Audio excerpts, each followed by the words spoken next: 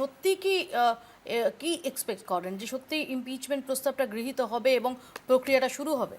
না না, গৃহীত হোক আর না হোক, অ্যাটলিস্ট আমাদের যে আমরা যতজন স্বাক্ষর করেছেন 193 জন, তারা যে কেউ খুশি না, তারা যে ওনার নিরপেক্ষতা নিয়ে যথেষ্ট প্রশ্ন আছে। উনি যেভাবে নাম ডিলিট করেছেন, যেভাবে পুরো কার্যপ্রবাহটা চালিয়েছেন এতদিন ধরে, সে ব্যাপারে ওনার যে নিরপেক্ষতা নিয়ে আমাদের বিরাট প্রশ্ন আছে।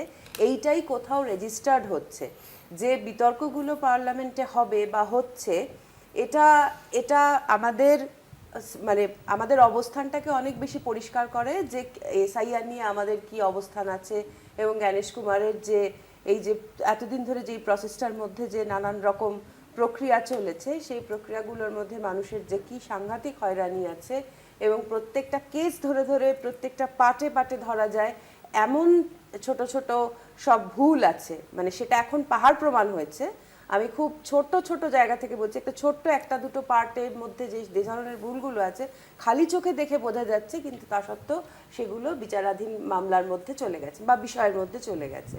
তো ইমপিচমেন্ট হোক বা না হোক, এই যে আলোচনাটা হবে, এই যে ভারতবর্ষকে একমুখী এবং শুধুমাত্র আমলা দিয়ে পরিচালনা করা নির্বাচনটাকে, এটা যে বাংলা কোনোভাবেই হতে দেবে না। বিহারে হয়েছে, তার আগে মহারাষ্ট্রে হয়েছে, তার আগে অন্য অন্য জায়গায় হয়েছে।